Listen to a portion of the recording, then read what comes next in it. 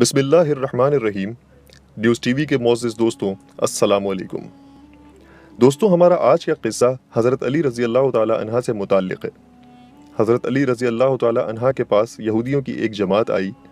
یہ نادان یہ سوچ کے حضرت علی رضی اللہ تعالی عنہ کے پاس آئے تھے کہ اگر ہم نے انہیں علمی بنیاد پہ شکست دے دی تو یقیناً یہ ہماری ایک بڑی کامیابی ہوگی، کیونکہ وہ جانتے تھے انا مدینۃ العلم و علی البابھا، یعنی حضرت محمد مصطفیٰ صلی اللہ علیہ وسلم علم کا شہر ہے تو اس کا دروازہ حضرت علی رضی اللہ تعالی عنہ۔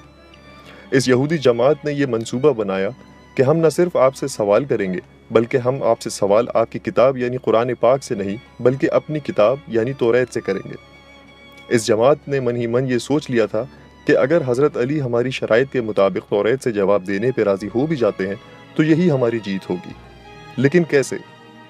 دوستو، یہودیوں کی اس جماعت کا ماننا کچھ یوں تھا کہ حضرت علی رضی اللہ تعالی عنہ بہرحال سرکار دو عالم حضرت محمد مصطفیٰ صلی اللہ علیہ وسلم کے ماننے والے ہیں، اور حضرت محمد مصطفیٰ صلی اللہ علیہ وسلم پر قرآن پاک نازل ہوا، تو یہ بات ممکن نہیں کہ حضرت علی رضی اللہ تعالی عنہ کسی صورت توریت کے سوالوں کا جواب توریت سے ہی دے سکیں۔ دوستو، یہودیوں کی اس جماعت کا سربراہ جس کا نام راسل جالوت تھا، اس کی زیر قیادت یہ جماعت حضرت علی رضی اللہ تعالی عنہ کے پاس آئی تھی۔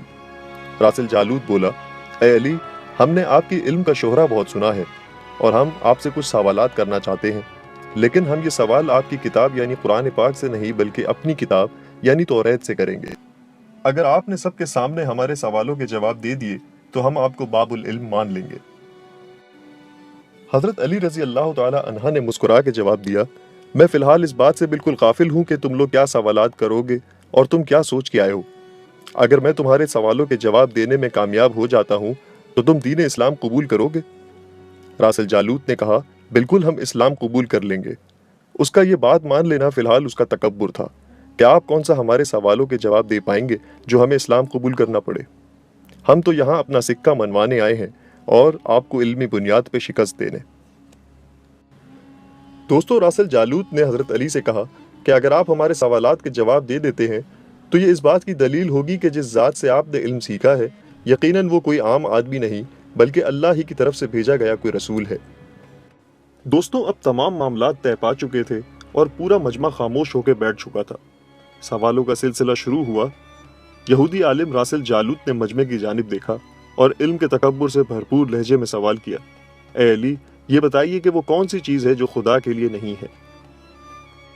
دوستو، یہ سوال ختم ہوتے ہی مجمع ایک گہری سوچ میں ڈوب گیا کہ آخر وہ کیا چیز ہو سکتی ہے جو رب الکائنات کے لیے نہ ہو، جو خود اس پوری کائنات کا خالق ہے۔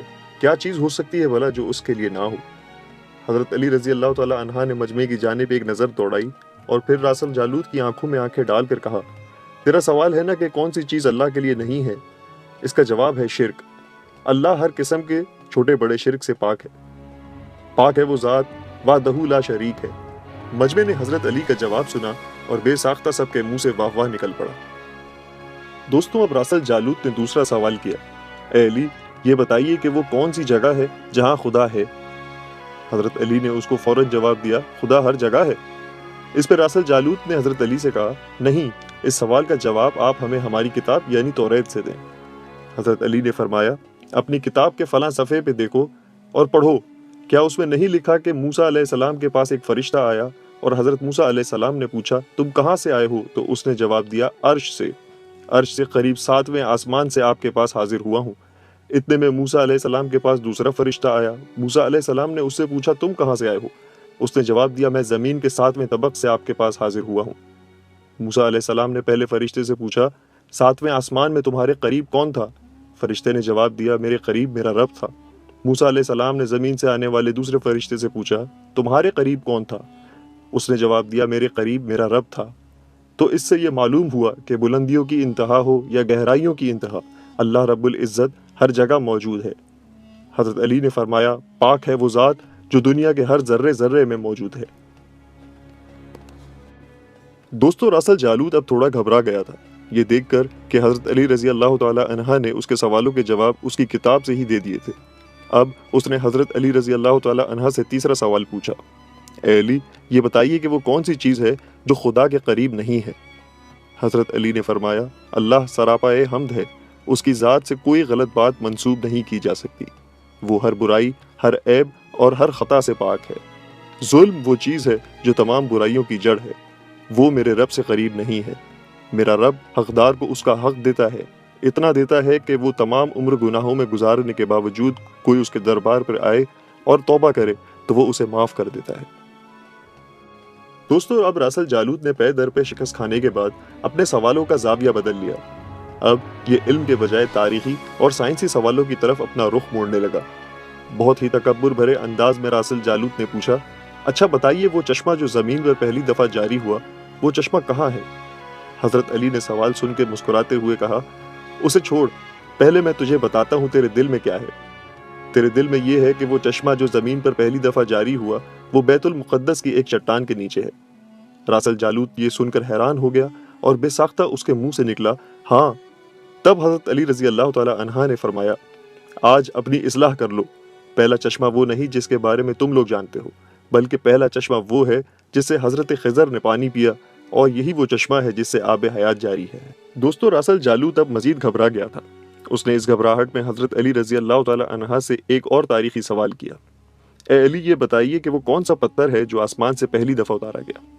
حضرت علی نے جواب دینے سے پہلے ایک جملہ کہا، یقیناً تمہارے مطابق اس کا جواب بیت المقدس میں نصب کیا جانے والا وہ پتھر ہے جس کے بارے میں تمہارا عقیدہ ہے کہ یہ وہ نصب ہونے والا پہلا پتھر ہے جو آسمان سے اتارا گیا۔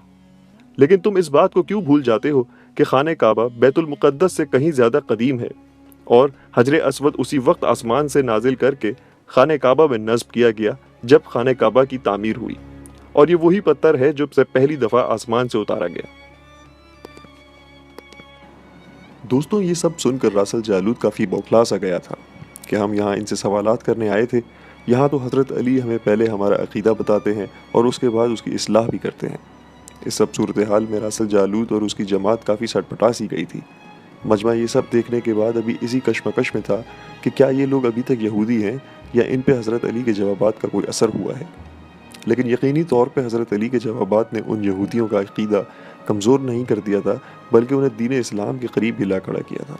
تو اسی دوران راسل جالوت نے اس بار حضرت علی رضی اللہ تعالی عنہ سے ایک سائنسی سوال پوچھا کہ یہ بتائیے وہ کون سی چیز ہے جو مسلسل کم اور زیادہ ہوتی رہتی ہے۔ حضرت علی رضی اللہ تعالی عنہ نے فرمایا، تم غور نہیں کرتے، اپنے ماہ و سال پہ غور کرو تو تم خود ہی اس سوال کا جواب مل جائے گا۔ راسل جالوت نے پوچھا، وہ کیسے؟ آپ نے فرمایا، کوئی دن اگلے دن کے برابر نہیں ہوتا، اسی طرح گزشتہ رات اگلی رات کے برابر نہیں ہوتی۔ یہی وہ دو چیزیں ہیں جو مسلسل کم اور زیادہ ہوتی رہتی ہیں۔ دوستو، راسل جالوت نے جواب سن کے حضرت علی رضی اللہ تعالی عنہ سے ایک اور سائنسی سوال کیا کہ بتائیے دنیا میں وہ کون سی جگہ ہے جہاں سورج کی کرنیں ایک دفعہ تو پڑی لیکن دوبارہ اس جگہ کبھی سورج کی کرنیں نہیں پہنچ سکیں۔ حضرت علی رضی اللہ تعالی عنہ نے فرمایا، ہاں، یہ سمندر کی وہ جگہ ہے جہاں سے موسیٰ علیہ السلام اور ان کی قوم گزری تھی، اور سمندر اللہ تعالیٰ کے حکم سے 2 حصوں میں تقسیم ہو گیا تھا۔ بس اس قافلے کے گزرتے ہوئے سورج کی کرنیں اس جگہ ضرور پڑی تھیں، لیکن اس کے بعد سورج کی کرنیں کبھی بھی وہاں نہیں پہنچ سکیں۔ دوستوں، جواب پاتے ہی اس نے حضرت علی رضی اللہ تعالی عنہ سے پھر سوال کیا، بتائیے وہ کون سی 2 چیزیں ہیں جو ہمیشہ غائب رہتی ہیں، اور وہ کون سی 2 چیزیں ہیں جو ہمیشہ حاضر رہتی ہیں؟ حضرت علی رضی اللہ تعالی عنہ نے فرمایا، سر اٹھا کے آسمان کی طرف دیکھو اور سر جھکا کے زمین کی طرف دیکھو، یہ دونوں چیزیں تمہیں کبھی غائب نہیں دکھائی دیں گی، یہ ہمیشہ حاضر رہتی ہیں۔ اور موت اور زندگی کو ڈھونڈو تو تمہیں ان کے بارے میں کبھی پتہ نہیں چلے گا کہ وہ کہاں ہے اور کب آ جاتی ہے۔ دوستوں، اب راسل جالوت نے حضرت علی رضی اللہ تعالی عنہ سے سوال کیا کہ بتائیں وہ کون سی چیز ہے جس کا خالق خود اللہ ہے لیکن وہ خود اس کے بارے میں سوال بھی کرتا ہے۔ حضرت علی رضی اللہ تعالی عنہ نے بغیر کسی وقفے کے فرمایا، حضرت موسیٰ علیہ السلام کا عصا، اس کا خالق خود اللہ ہے، اور اس کے بارے میں حضرت موسیٰ علیہ السلام سے سوال کرنے والا بھی اللہ تعالیٰ خود ہی ہے۔ قرآن پاک کی ایک آیت کا ترجمہ ہے، اے موسیٰ، یہ تیرے ہاتھ میں کیا ہے؟ تو یہ وہ چیز ہے جسے اللہ نے خود بنایا، اور خود اللہ ہی اس کے بارے میں سوال بھی کرتا ہے۔ دوستو، راسل جالوت تمام سوالوں کے جواب سن کر اب اپنے آخری سوال یعنی اپنی آخری ممکنہ چال کی طرف بڑھا۔ اس نے حضرت علی رضی اللہ تعالی عنہ سے پوچھا کہ بتائیے بیت اللہ یعنی خانہ کعبہ کا طواف ذی حیات کرتے ہیں، یعنی جن کے اندر حیات ہو یا جو لوگ زندہ ہوں، یا جنات اور ملائکات، کیا کبھی کسی بے جان شے یا بے جان چیز نے بھی طواف کعبہ کیا ہے؟ حضرت علی رضی اللہ تعالی عنہ نے فرمایا ہاں بالکل کیا ہے۔ وہ کشتی نوح تھی جو طوفان کے دوران جب خانہ کعبہ کے اطراف پہنچی تو اس کشتی نے اللہ کے حکم سے بیت اللہ کے ساتھ چکر لگائے۔ یہی وہ بے جان چیز ہے جس نے بیت اللہ کے طواف کیا ہے۔ دوستو یہ سارا منظر لوگ دیکھ رہے تھے اور حیران و پریشان تھے کہ جتنی تیزی سے سوال ہو رہے ہیں اتنی ہی تیزی سے جواب بھی دیے جا رہے ہیں۔ ناظرین کرام، جواب بھی اپنی کتاب یعنی قرآن پاک سے نہیں بلکہ توریت سے دیے جا رہے ہیں۔ یہ تمام صورتحال دیکھ کے راسل جالوت نے حضرت علی رضی اللہ تعالی عنہ سے کہا حضرت دنیا میں ہر شخص سوچ کے جواب دیتا ہے، آپ اس طرح جواب دے رہے ہیں جیسے یہ سارے جواب آپ کو اسبر ہوں۔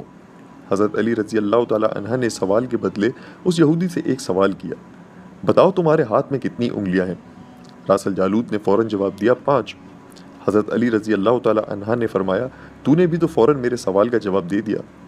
راسل جالوت بولا یا علی یہ کیسی بات ہوئی، مجھے معلوم ہے کہ میرے ہاتھ میں 5 انگلیاں ہیں۔ یہ سن کے حضرت علی رضی اللہ تعالی عنہ نے مسکراتے ہوئے کہا مجھے بھی یہ سارے علم ایسے ہی اسبر ہیں جیسے تجھے یہ معلوم ہے کہ تیرے ہاتھ میں 5 انگلیاں ہیں۔ دوستو گفتگو اب اختتام پہ تھی کہ راسل جالوت نے اپنے آخری 2 سوال کیے۔ کہا یہ بتائیے کہ آسمان اور جنت کا قفل یعنی تالا کیا ہے؟ آپ نے فرمایا شرک۔ شرک سے جنت کے دروازے بند ہو جاتے ہیں۔ راسل جالوت کا آخری سوال کہا کہ آپ نے جنت کا تالا تو بتا دیا، یہ بتائیے کہ اس تالے کی چابی کیا ہے؟ حضرت علی رضی اللہ تعالی عنہ نے فرمایا محمد صلی اللہ علیہ وسلم کا عشق اس تالے کی چابی ہے۔ عشق کا ابتدائی اظہار کلمے سے ہوتا ہے، بس حضرت علی رضی اللہ تعالی عنہ کا کلمہ پڑھنا تھا، ساتھ ہی یہودی علماء اور راسل جالوت نے بھی بے اختیار کلمہ پڑھا اور سب کے سب دائرہ اسلام میں داخل ہو گئے۔ دوستوں میں امید کرتا ہوں کہ آپ کو ہماری آج کی ویڈیو پسند آئی ہوگی۔ ویڈیو پسند آنے کی صورت میں ہمارے چینل کو سبسکرائب کرنا نہ بھولیں اور ساتھ ہی بنے گھنٹی کے بٹن کو بھی دبا دیں تاکہ ہماری ہر آنے والی نئی ویڈیو آپ تک سب سے پہلے پہنچ سکے۔